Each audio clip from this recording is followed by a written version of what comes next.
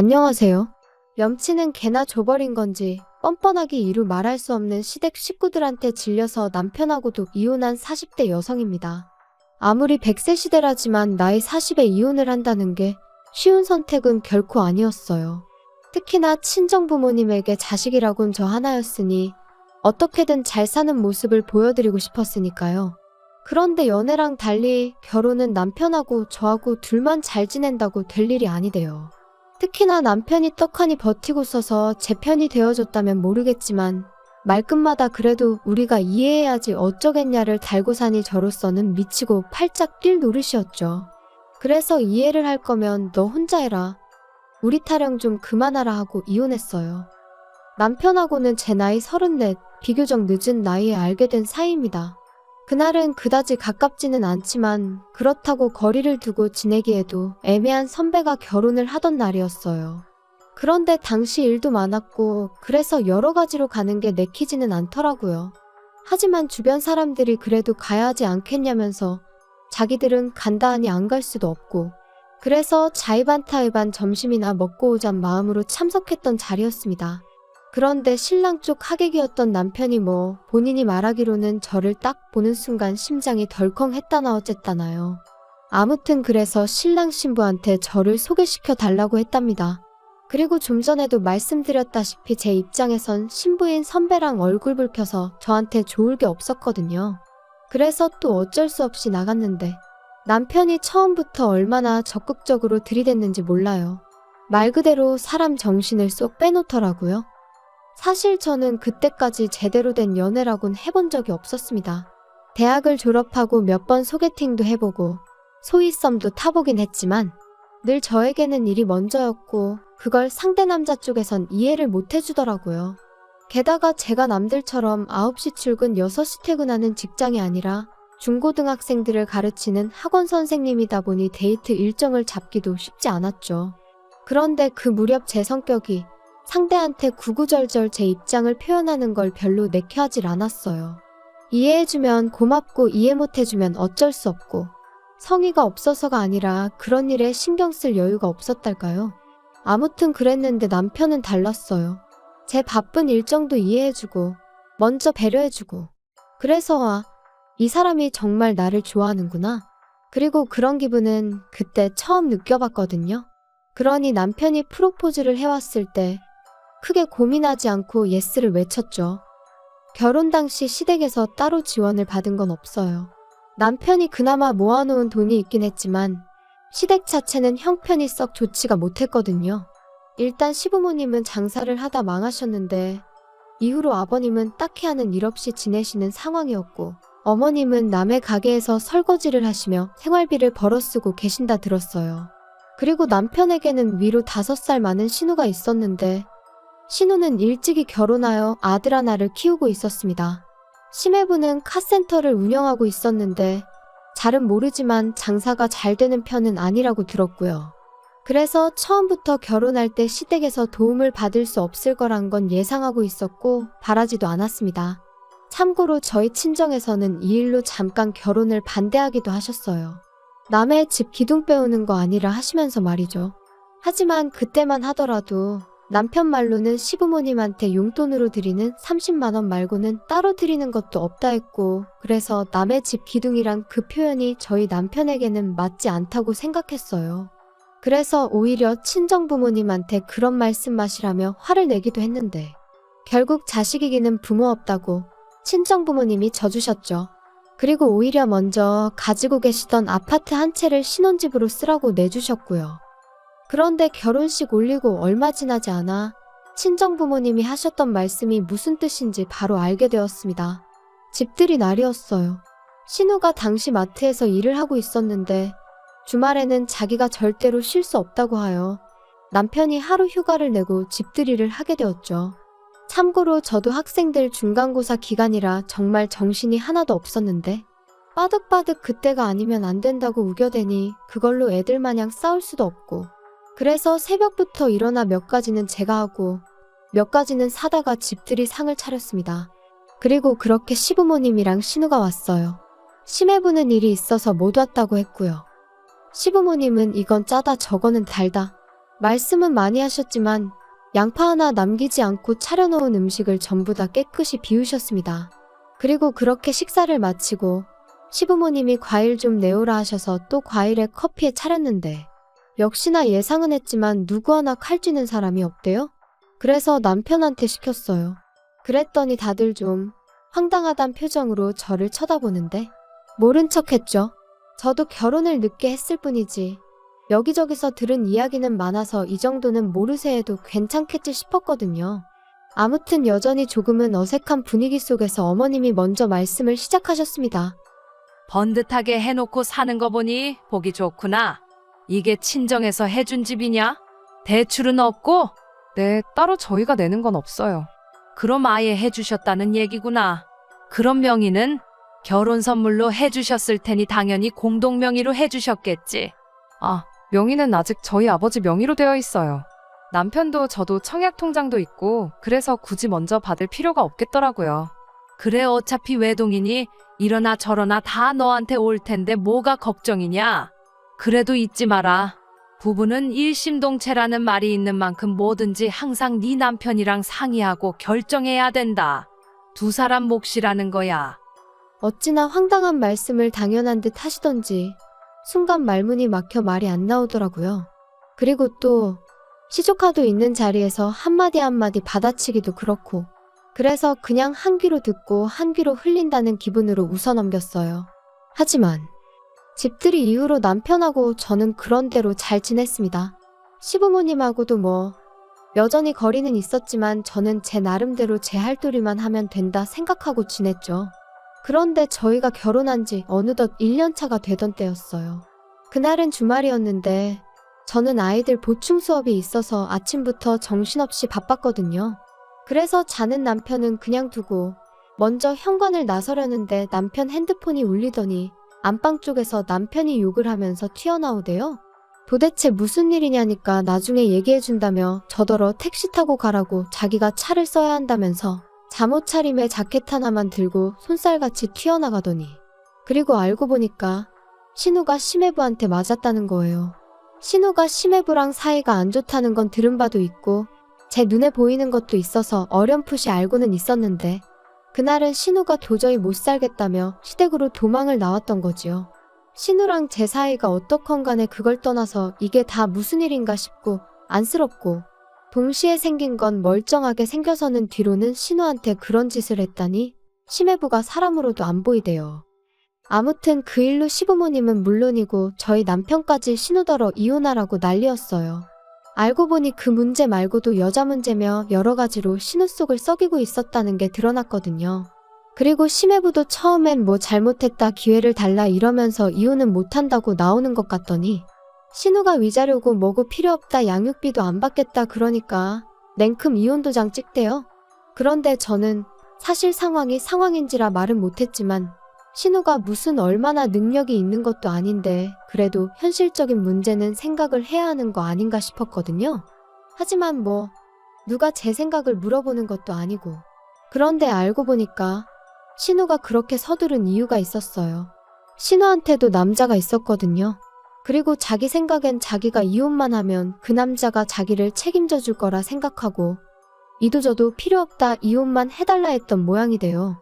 하지만 그 남자 쪽에선 신우가 이혼했다 하니까 부담스러웠는지 어쨌는지 거리를 두기 시작했고 뭐 그렇게 신우 신세만 말 그대로 낙동강 오리알 신세가 되어버렸어요. 그리고 상황이 이렇게 되니까 시부모님이고 남편이고 신우 얘기만 나오면 한숨을 푹푹. 그렇다고 제가 무슨 이야기라도 하면 말끝마다 너가 뭘 알겠냐? 좋은 남자 만나서 고생 않고 사는 너는 아무것도 모른다는 식으로 입을 막아버리니 그럴 거면 그냥 막말로 자기들 셋이 있을 때나 얘기하지 왜 꼭 나 있는 자리에서 신우 이야기를 하나 싶고 그래서 언젠가부턴 저도 내 알바냐 하고 신우 일에는 관심을 꺼버렸어요. 그런데 요즘 애들이 사춘기가 빨리 온다더니 시조카도 그랬던 건지 애가 어찌나 예민하고 한마디로 무서운 사람이 없더라고요. 지 엄마 그러니까 신우는 속된 말로 알기를 개똥으로 아나 싶고 지 할머니 할아버지 그러니까 저희 시부모님한테도 대들고 난리도 아니었거든요. 시부모님은 그래도 애가 아빠도 없고 불쌍하다며 오냐오냐 해주셨는데 그것도 한몫한 건지 애가 점점 기어오른다 싶더니 한 번은 시부모님더러 놓친내라고 불러서 어머님이 거의 뒷목 잡고 쓰러지실 뻔한 적도 있었다니까요.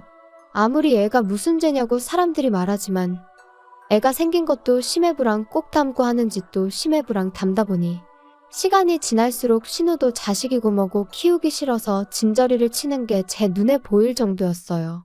게다가 신우가 아무것도 안 받고 무일푼으로 이혼을 했다 보니 이후로 시부모님 댁에서 같이 살게 되었거든요. 그런데 시조카가 신우더러 다른 친구들은 다 자기 방에 있는데 왜 나만 없냐며 그 조그만 게 악다구니를 써대고는 지 엄마더러 할머니 할아버지 방에서 지내라고 지 혼자 방을 쓰겠다고 아주 난리를 쳐댔나 봐요. 그뿐인가요? 옷 하나를 사다 줘도 이런 브랜드는 쪽팔려서 입기 싫다고 어른들 보는 앞에서 집어던지고 가위로 잘라놓고 오죽하면 신우가 자기는 도저히 감당을 못하겠다고 삼촌인 저희 남편이라도 와서 애한테 한마디 좀 해달라고 연락을 해오는 일도 점점 잦아졌지요. 하지만 저희 남편이 애를 키워본 것도 아니고 애 훈육을 뭘 할 줄 알아야 말이죠. 저희 남편도 모른 척 할 순 없으니 매번 가긴 갔지만 이후로 괜히 애한테 싫은 소리만 듣고 와서는 뭐 저런 걸 키우겠다고 아득바득 데리고 온 건지 이해가 안 된다. 갔다 올 때마다 손사래를 치더라고요. 그러면서 지 누나 불쌍해서 어쩌냐는데 그때는 저도 신우를 생각하면 불쌍하기도 하면서 한편으론 아주 지 팔자를 지가 꼬았네 싶었어요. 그 똥물이 저한테 튈 줄도 모르고 말이에요. 그러다 지난해 아버님 생신이었어요. 그런데 뭐 신우도 어떻게 하자고 별말이 없고 남편도 가타부타 말이 없어서 제가 식당에 예약을 했네요. 그리고 생신 당일 시조카는 안 따라와서 시부모님하고 저희 부부 그리고 신우까지 5사람이 모였지요. 어른만 5이니 술도 한두 잔 오갔고 그런데 신우는 저랑 남편이 말리는데도 그냥 좀 내버려두라며 계속 혼자 홀짝홀짝 소주만 마셔대더니 이내 금세 얼굴이 벌개져서는 저더러 얼굴이 좋아 보인다는 둥? 친정에 돈이 있으니 그러냐는 둥. 그런데 사람이 딱 들어보면 알잖아요. 이게 정말 부러워서 하는 소리인지 빈정거리고 비아냥거리는 건지. 신우가 하는 말은 정확히 후자였어요. 그리고 남편도 금세 눈치를 채고는 신우더러 왜 이러냐며 그만 좀 하라 하더니 자기가 먼저 신우를 집에 데려다주고 오겠다며 신우를 둘러엎고 식당을 나섰습니다. 그래서 졸지에 시부모님과 저만 셋이 남았는데 분위기는 어색하고 어쨌든 아버님 생신인데 제 잘못은 아니었어도 제 입에선 저도 모르게 아버님 죄송해요 소리가 나갔죠. 그러자 어머님이 네가 뭐 죄송할 건 아니다 하시면서 사실 당신이 오늘 저한테 부탁하고 싶은 이야기가 있었다 하시더니 자경이 아들 말이다. 걔가 유학을 가고 싶대. 네? 갑자기 무슨 유학이 가고 싶대요? 여기서 학교 다니니까 친구들이 아빠 없냐 놀려대고 뭐 지도 사춘기인데 지방도 없고 그러니까 아예 자기를 모르는 나라에 가서 살고 싶다면서 유학 얘기를 꺼내더란다. 정말요? 아무리 어리다지만 철이 너무 없네요. 어머님도 그렇고 형님도 속상하시겠어요.